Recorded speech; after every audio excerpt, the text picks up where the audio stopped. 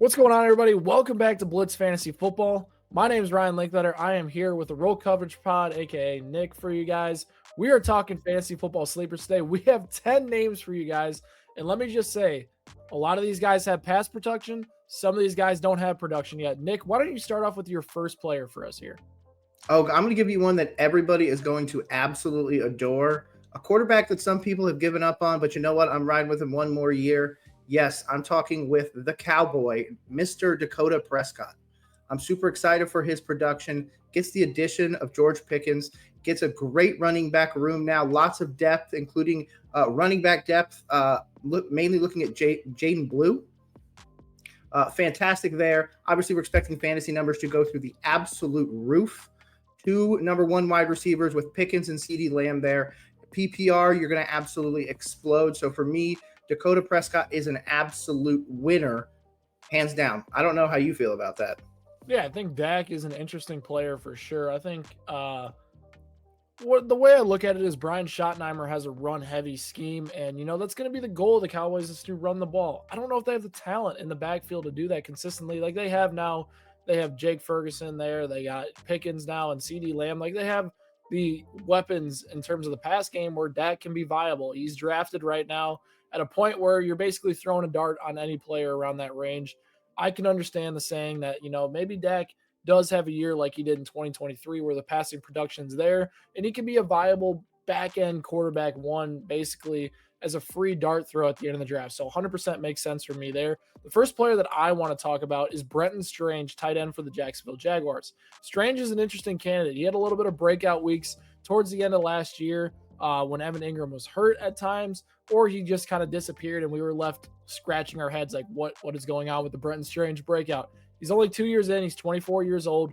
Obviously, we know the Jaguars moved on from Evan Ingram this past year. They did bring in Travis Hunter, but outside of that and Brian Thomas, there's not much competitions for targets there. We know Liam Cohen loves to throw the football. I'm absolutely buying into a Brenton Strange, just based on where he's drafted. He's basically going undrafted in a lot of drafts right now or towards the end of the draft. I know, right? That's what I'm saying.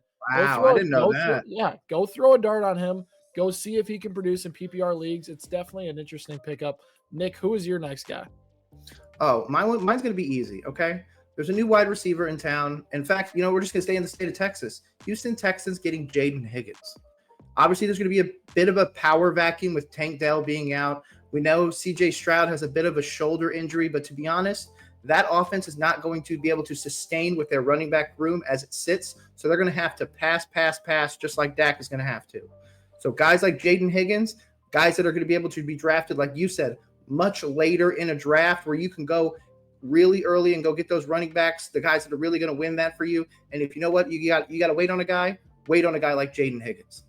Yeah, Higgins is a talent for sure. I mean, the Houston Texans definitely drafted him in a slot where, this is a guy we're going to go play, right? They have Tank Dell suffering from an injury right now. It doesn't look like he's going to be available this year. You had a guy like Jayden Higgins, Jalen Noel from Iowa State, both really good production there. One of those two is going to step up. Higgins is going to be that outside type receiver, while the slot is going to be competition between Christian Kirk and Jalen Noel. Higgins has a clear path to opportunity in year one, which is definitely enticing. We know that CJ Stroud is going to want to throw that rock. Didn't have anybody outside of Nico Collins consistently last year.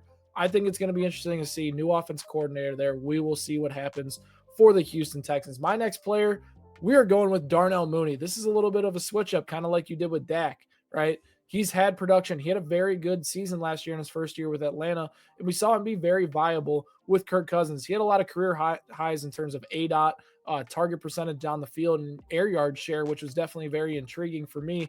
Didn't necessarily get to that 1,000-yard mark, but I think Darnell Mooney with Michael Penix Jr. at the quarterback position is exactly what I want to see. This guy is basically being forgot about after being arguably their number one wide receiver some weeks with Drake London there last season. Penix is going to be an upgrade for this offense. I think the combination of Penix, London, Bijan Robinson, and Darnell Mooney is going to be a tough offense in a weak division, and I am buying all of my stock into a Darnell Mooney end of my draft. Listen, if I name it a wide receiver 5, why not go get a guy that is a wide receiver 2, potentially on a really good offense? So buying all my stock into Darnell Mooney where he's currently being drafted.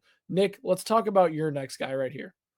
Okay, this one's an easy one, kind of like what you're talking about, except I'm going north a little bit. We're heading up to New England with a rookie, Kyle Williams. think there's so much potential there, especially with some of the footage that we've seen come out of camp. There's so many opportunities, where he's actually going out there and getting the ball. My apologies. And honestly, if you're in Dynasty, you're going to be able to pick him up in the second, maybe even third round. He's not going to be an early pick in most drafts. I've seen him go very late third in some Dynasty drafts. So with that in mind, that has the potential to be a wide receiver one long-term because, to be honest, Stephon Diggs already looks short for New England. Yeah, Stephon Diggs has definitely had an offseason for sure. I mean, this guy has been around on boats. We've seen him do potentially some illegal stuff, but that wide receiver situation in New England is one that is very fluid right now. Could be a situation where we see Kyle Williams potentially eat into that target share, and who knows if Stephon Diggs is going to be ready for the first game. I know that Demario Douglas is going to play in the slot. I don't know who's going to be on the outside in week one. If Kyle Williams keeps impressing during camp, Nick, it'll be him. Absolutely. I mean, in college, we're talking about 58% on yard or balls over 20 yards. We're talking about 1,300 yards and 14 touchdowns last year at Washington State. He has so much potential, and especially, like you said, not a true long-term wide receiver one in town. So if you can cement that now as a rookie, imagine how that's going to pay you dividends down the road. Yeah, and I want to talk about another sneaky rookie here that not a lot of people are bringing up. It is Kyle Monangai for the Chicago Bears. I don't even know if I pronounced his name right. That's how much of a sleeper he is at this point. All I know is that in the backfield for the Bears, you're going to have a mix of him and Roshan Johnson competing for that David Montgomery type role and Jamal Williams role in Ben Johnson's offense. We know how valuable this role is on short yardage situations. Johnson's not going to be the guy that rolls out DeAndre Swift as a bell cow running back. Swift will have a fair share of opportunities within this offense, but there is going to be a 1A, 1B situation in Chicago. It'll be up to Roshan Johnson and Kyle Monangai to determine who that guy is. And if it is Kyle, then he is going to be in for a monster year, earning those touches that are super valuable, especially around the goal line in a Bears offense that looks to be much better heading into 2025. Nick, who is your fourth player? I was going to give you another wide receiver, but you know what? I cannot allow this man to wait any longer. I'm going to give you the new quarterback one. I don't really care what anybody has to say. In Tennessee, the new quarterback, Cam Ward. Okay, he's going to go around the 20s in most drafts, especially for redrafts. Dynasty, obviously, he might be 1.1 for you, but he has so much potential. I mean, speed, size, absolutely amazing ball skills. Calvin Ridley. You have more depth at the running back position now. I cannot remember his name for the life of me, but there is so much there. Defense is coming along as well. And not only that, the head coach is also one of the best offensive coaches in the league, bringing his dad as well. So there's so much potential in Tennessee. Cam Ward has sky. He's going to break through it, man. He could be literally who we thought Anthony Richardson was going to be. So I'm all in on Cam Ward.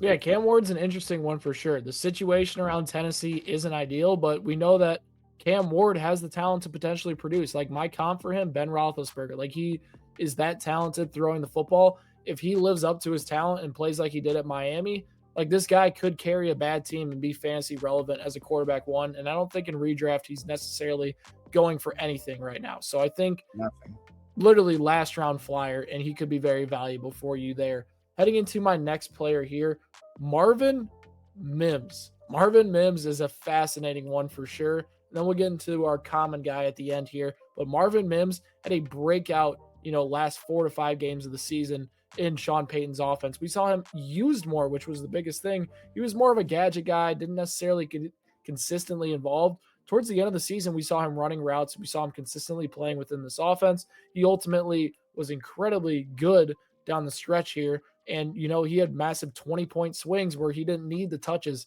He's an explosive playmaker. And when he does get the ball in his hands, he has a chance to take it to the house. If the Broncos offense continues to improve, which they have a running game to do so, Marvin Mims will continue to be a beneficiary. And I'm not one to say that, Courtland Sutton's going to be their wide receiver one once again this year. Sutton's getting older. We will see what happens. I think Marvin Mims is a little bit sneaky at his current price. Nick, our last guy here, Ricky Pearsall. Tell us why Ricky Pearsall is the biggest sleeper in fantasy football. Ricky Pearsall is not only a fantastic sleeper candidate for Dynasty, for redraft, for anything that you can go get Ricky Pearsall, but because he is close in age to the now re-signed quarterback Brock Purdy, he's going to be able to feed that, man. So many people think that the ball is going to immediately go right back to Ayuk, and I just do not see that. We see Kittle aging. We obviously see Debo gone. I think the new wide receiver one who is going to cement himself, unless there is truly just forced target share to Ayuk, is going to be Ricky Pearsall. We saw what he did after coming back from a gunshot. Now imagine what he could do when coming back from a full offseason training with Shanahan. I don't care what anybody says. Shanahan makes wide receivers better. It doesn't matter. Ricky Pearsall is absolutely going to be the beneficiary of that. And of course, if you go pick him up in fantasy. Yeah, it's interesting for sure. Brandon Ayuk is not going to be ready for week 1. Ricky Pearsall has a clear opportunity to winning the slot in San Francisco, which is enticing as well because we know Jawan Jennings is an outside receiver. Yep. Pearsall's got a clear opportunity for the slot role, and that's what Debo Samuel was in. And it was incredibly valuable in fantasy football. Now, he's not the same player that Debo was in terms of how he's used, but he's a better route runner than he was. And I think Pearsall really came along towards the end of last year. A full offseason with him being healthy allows us to actually see what he could have looked like last year. And remember, this guy was an early pick in the draft. Like, he's a talented player, right? Kyle Shanahan knows what he's going to get out of his receivers. And if he likes something in Pearsall, I'm going to trust that as well. And we know that Ayuk is a splash type player.